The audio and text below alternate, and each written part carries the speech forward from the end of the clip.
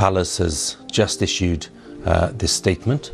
She becomes my Queen Consort. I know she will bring to the demands of her new role the steadfast devotion to duty on which I have come to rely so much. It started with a single statement, just one line, quietly released by Buckingham Palace at dawn. But its meaning? Earth-shaking. Her Majesty Queen Camilla will no longer carry the title of Queen Consort, effective immediately. The country froze. The media scrambled. And behind the palace gates, silence took hold, like a storm on pause. In a monarchy built on quiet power and flawless appearances, this wasn't just unexpected. It was unthinkable. Camilla, long a controversial figure, had weathered years of public doubt and internal resistance. She'd stood beside the king, smiled for the cameras, and worn the crown with calculated poise. But now, in an instant, it was over. She hadn't stepped down. She'd been removed, and not because of a tabloid scandal or a slip of the tongue, but because of something far more damning. Princess Anne. The Princess Royal had never been one for drama. Her loyalty to the crown was legendary. Her sense of duty second to none. She had survived decades of royal storms by staying steady, silent, and firm. But in recent months, something had changed. Whispers had begun to circulate that Anne was growing uncomfortable with how Camilla was influencing palace decisions. That power was shifting behind the scenes. That loyalty, the one currency the monarchy could never afford to lose, was being tested. And then came the moment. At a formal banquet inside Buckingham Palace, under the chandeliers and behind tightly guarded smiles, Anne broke rank. In front of the entire royal family, foreign dignitaries and senior aides, she stood. She spoke, and she revealed truths no one was prepared to hear. By morning, Camilla's title was gone, her position revoked, her future uncertain. But what exactly did Anne say? What had been hidden behind royal protocol for so long that it could end a queen's reign in a single night? And why, after decades of standing by her brother, did Princess Anne finally say enough? This wasn't just a personal rift, it was a seismic shift in royal power. Because when one royal challenges another, and the crown listens, it leaves a single chilling question: what happens next? Stay with us as we uncover the confrontation that shook Buckingham Palace to its core, and unravel the truth behind Queen Camilla's sudden and dramatic fall from grace.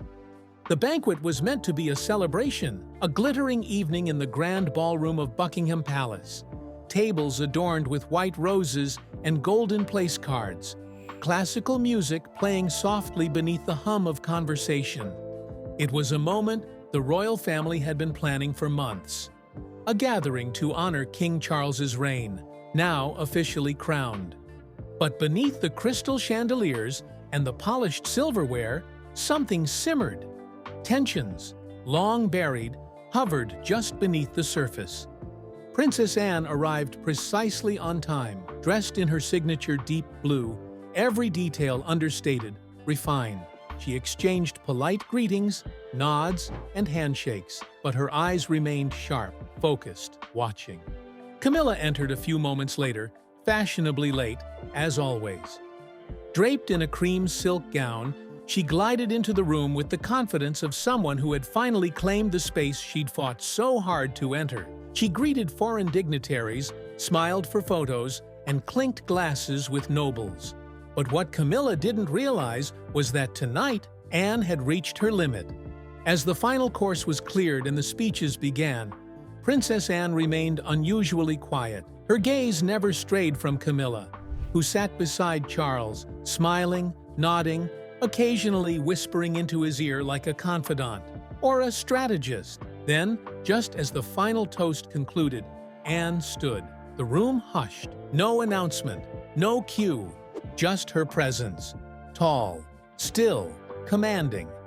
She turned not to the guests but directly toward Camilla, and she spoke. "I have served this family, this country, with duty, not ambition," she began, her voice steady, unwavering. But I cannot remain silent when the very institution we are sworn to protect is being manipulated from within."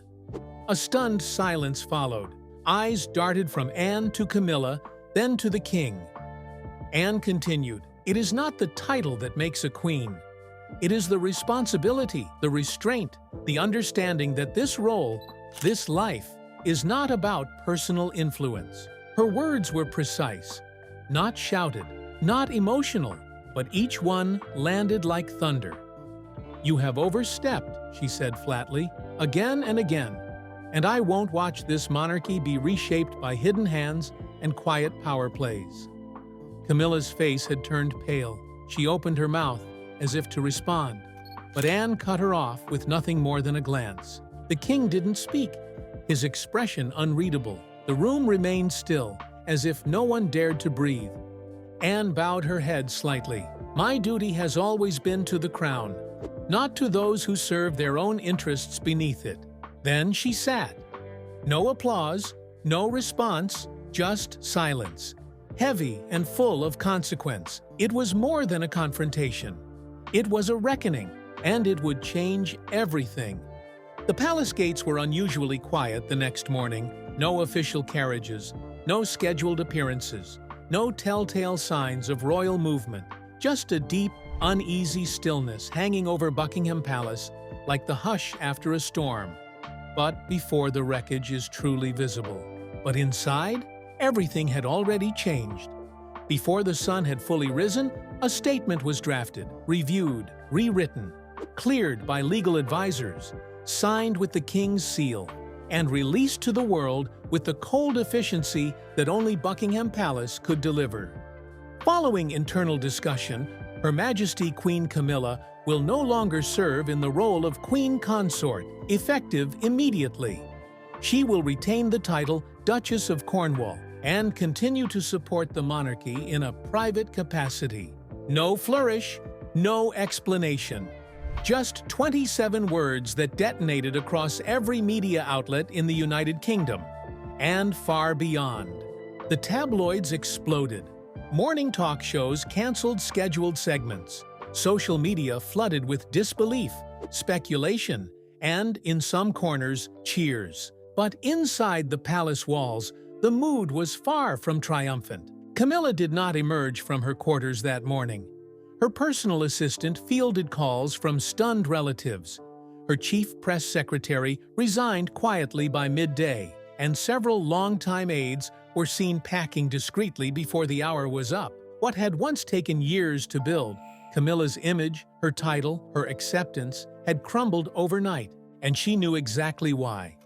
Anne's words had struck deeper than Camilla had anticipated, not because they were cruel, but because they had been undeniable. There had been no yelling, no accusations of scandal or betrayal, only truth, the kind that cannot be ignored.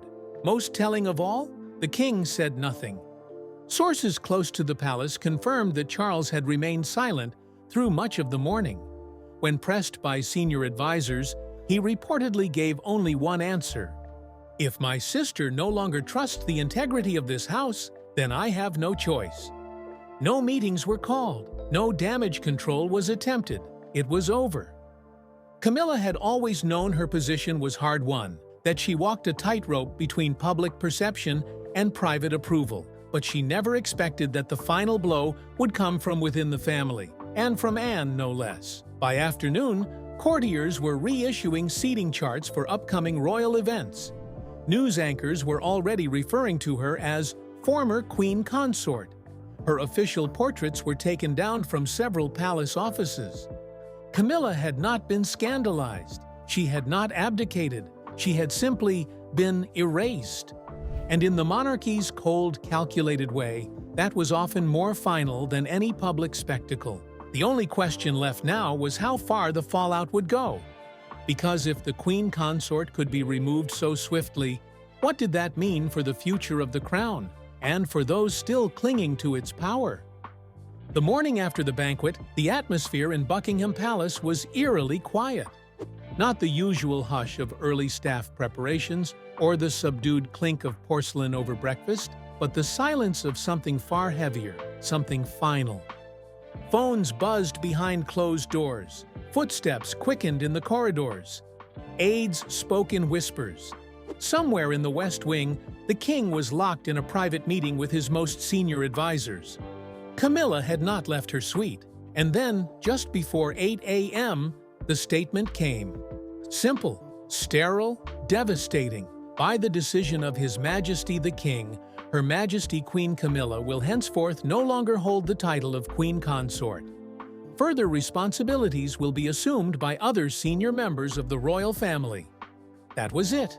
No explanation, no tribute, not even the usual language of gratitude that accompanied royal transitions. Camilla was out. Across London, the news hit like a thunderclap. Within an hour, it led every broadcast. News anchors stared at the screen, blinking in disbelief. Headlines raced across social media. Camilla stripped of title in sudden royal shakeup, and Princess Anne forces royal reckoning.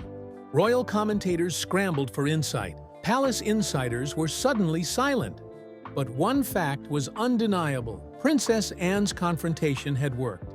What had begun as a tense undercurrent had erupted into a full-blown crisis, and the king, whether out of pressure, guilt, or recognition, had chosen the crown over his consort. The decision shocked even the staunchest royal supporters.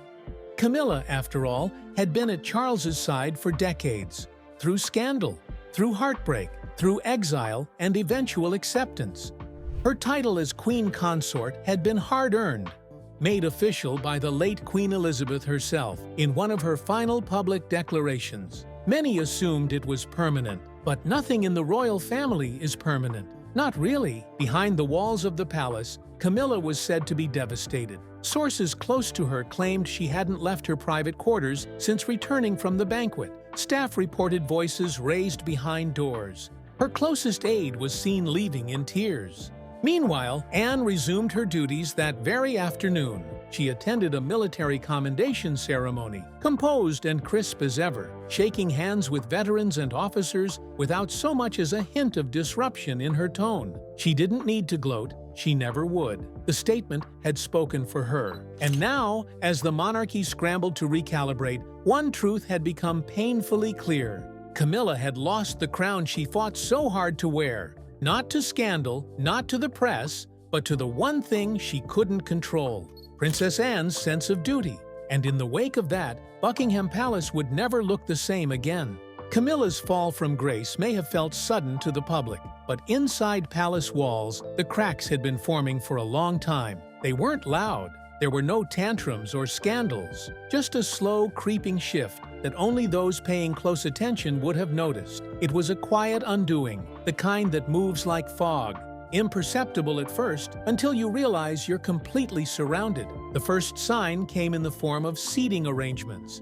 At key royal functions, Camilla's place at the table subtly shifted, from center to side, then from side to further down. To the untrained eye, it meant nothing. But in royal protocol, these were not accidents. Position reflects power, and Camilla's was inching away from the center. Then came the staffing changes. Longtime aides who had supported her during the years she fought for acceptance began resigning, quietly, without drama. 1, then 2, then 4 within a few months. Some left the palace entirely. Others requested reassignment. The Queen Consort's office, once buzzing with strategic coordination, grew still. She began appearing less frequently at joint engagements with King Charles. Her solo events were fewer, shorter, less publicized. Royal watchers noticed, of course, they always do, but Camilla attributed it to a lighter schedule. "I'm simply focusing on fewer but more meaningful causes," she had said in an interview. But insiders knew better. She wasn't being reclusive, she was being edged out. The final and most telling sign came not in what was said, but in what wasn't. At a royal charity gala in early spring, Princess Kate made headlines, not for what she wore, but for what she didn't do. She did not curtsy to Camilla. There was no stumble, no confusion, just a perfectly timed decision, one that sent a message more powerful than words. In the royal world, gestures speak louder than declarations, and this one was loud enough to echo through Windsor. The media downplayed it. Palace press offices refused to comment, but internally, it landed like a bombshell.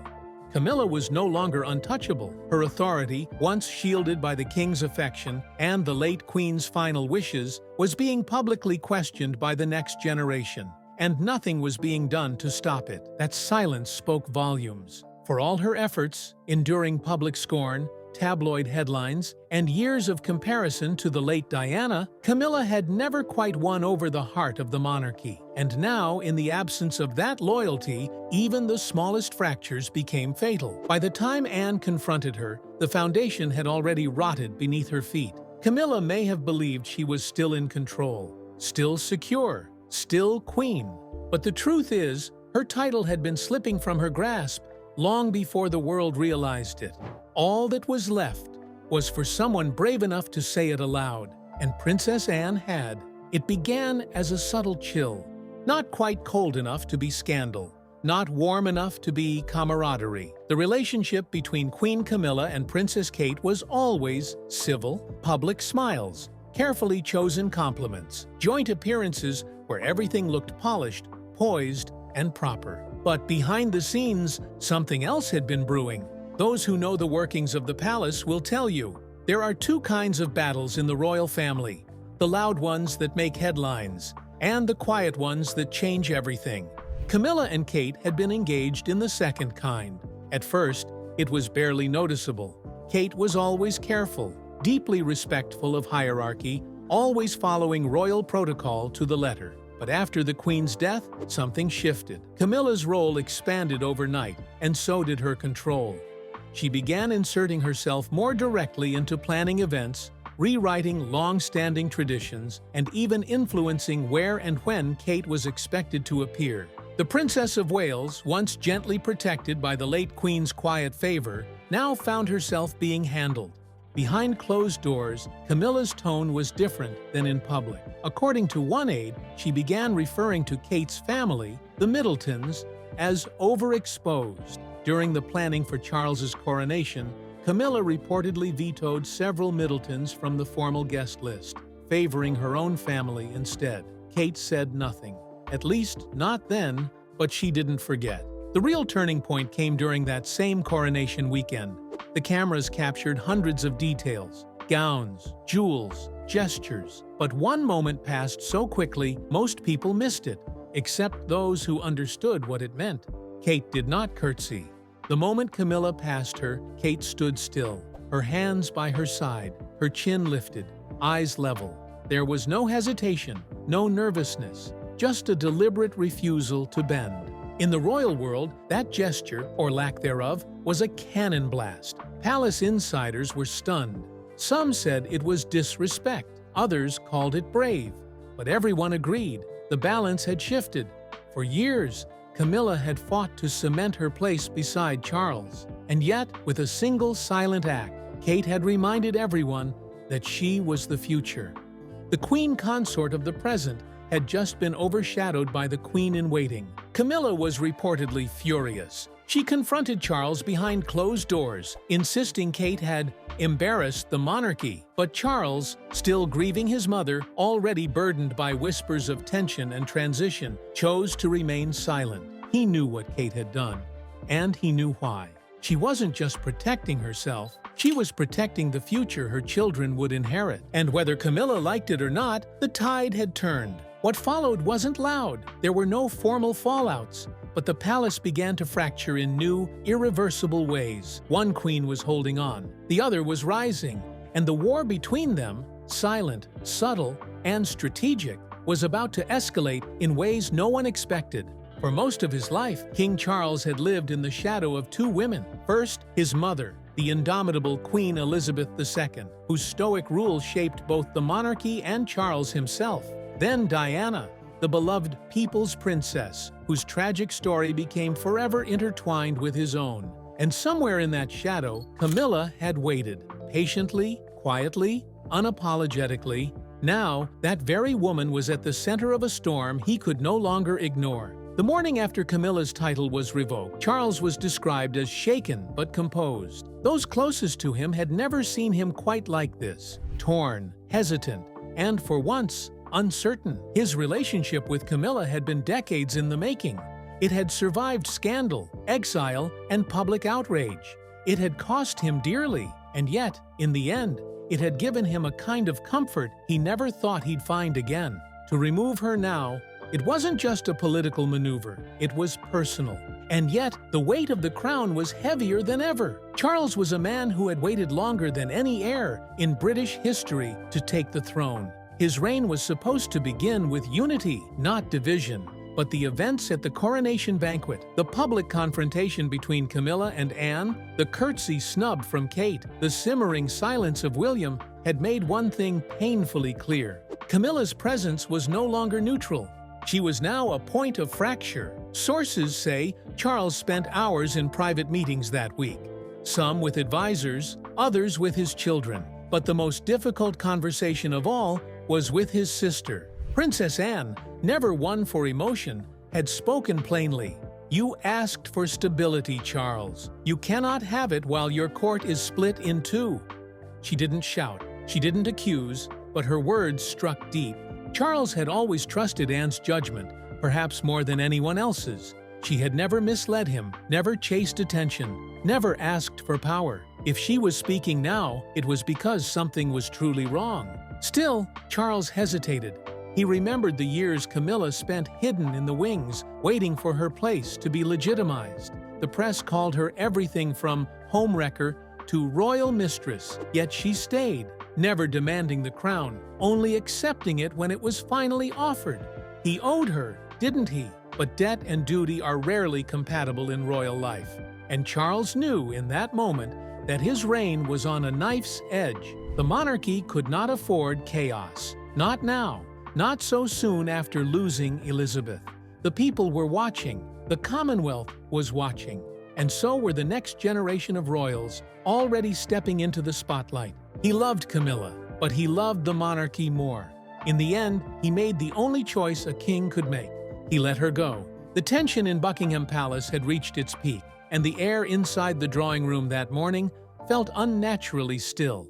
Senior royals gathered for what was expected to be a private family debrief, a chance to recalibrate, to process Camilla's removal from her position, and to chart a path forward. But no one expected what Princess Anne would say next. As the family sat in tightly drawn circles, eyes avoiding each other, Anne stood, not angrily, not tearfully, just resolute. "There's something you all need to hear," she said, holding a weathered envelope in her hand. It bore the unmistakable handwriting of Queen Elizabeth II. The room fell silent. Anne had been the Queen's closest confidant in her final months, her sounding board, her quiet strength. And while much had been discussed behind closed doors, not everything had been shared. Until now. Anne opened the letter slowly, unfolding it as though it were made of glass. Her voice was calm but firm as she read the late Queen's words aloud.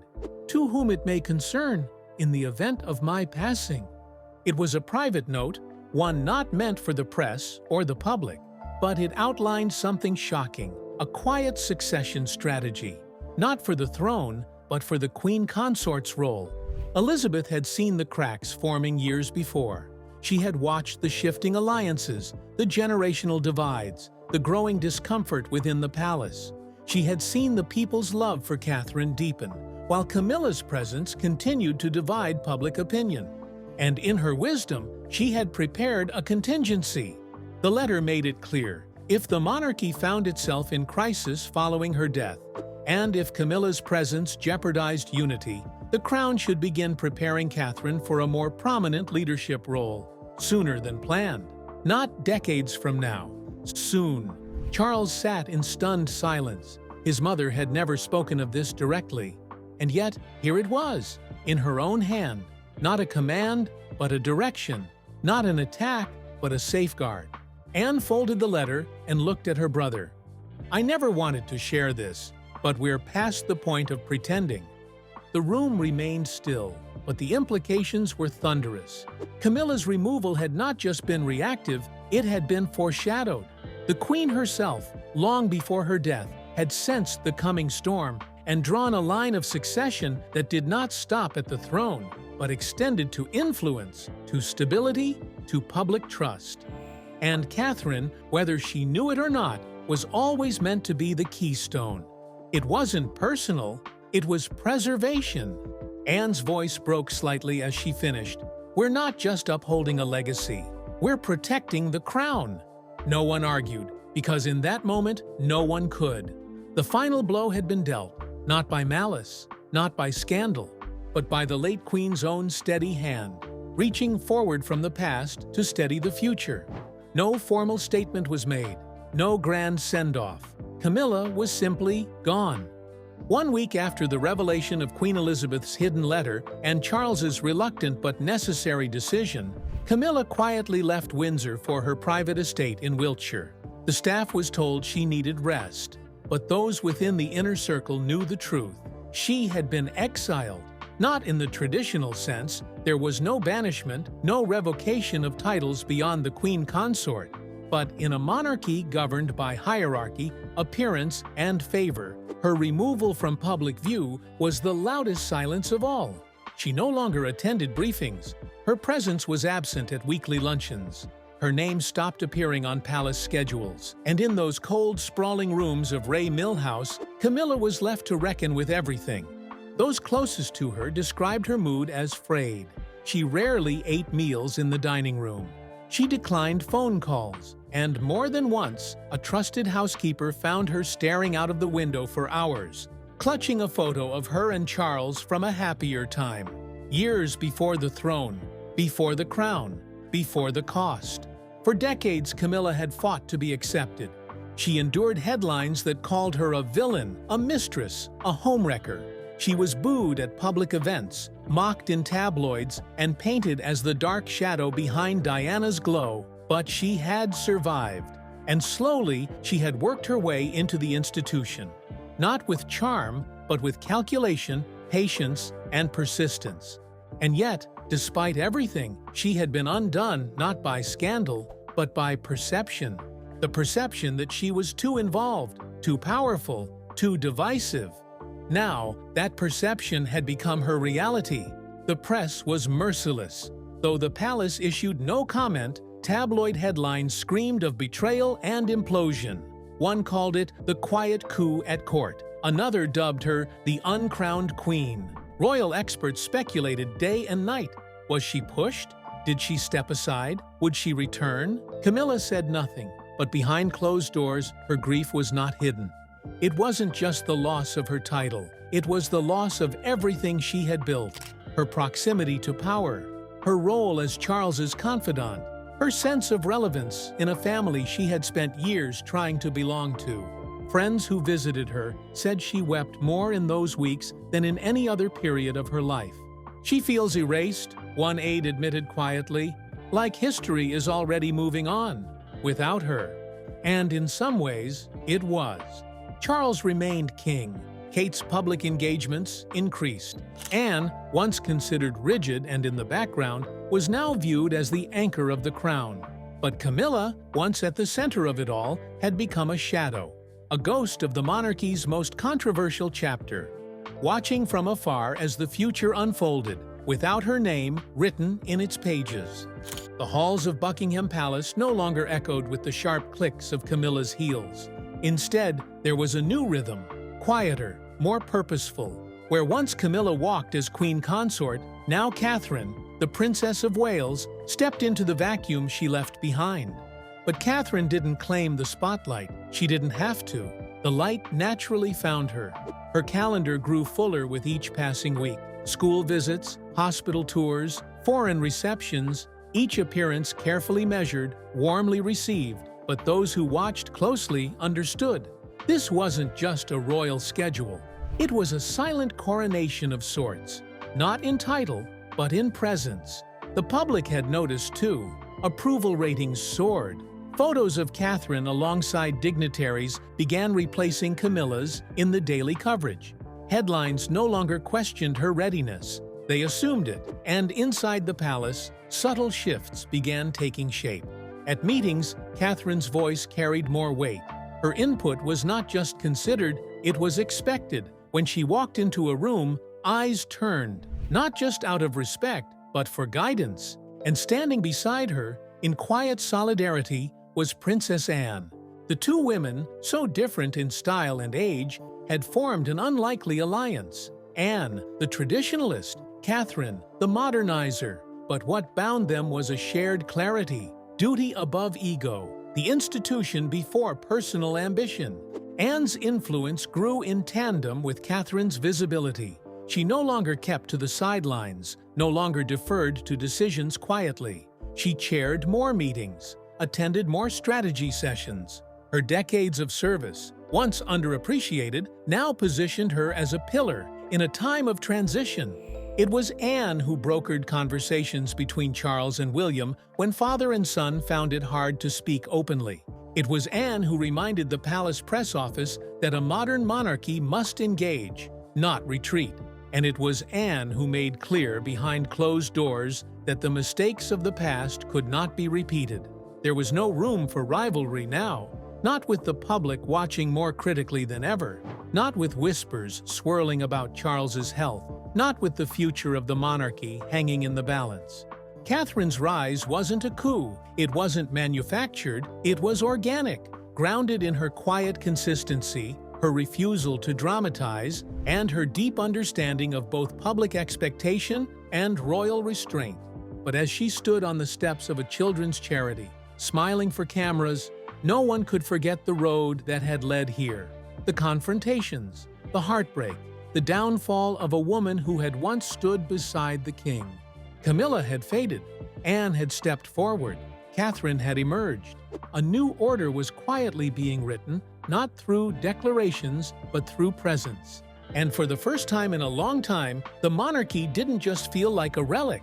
It felt like it might survive, not because of tradition, but because the women now holding it together were stronger than the crown itself.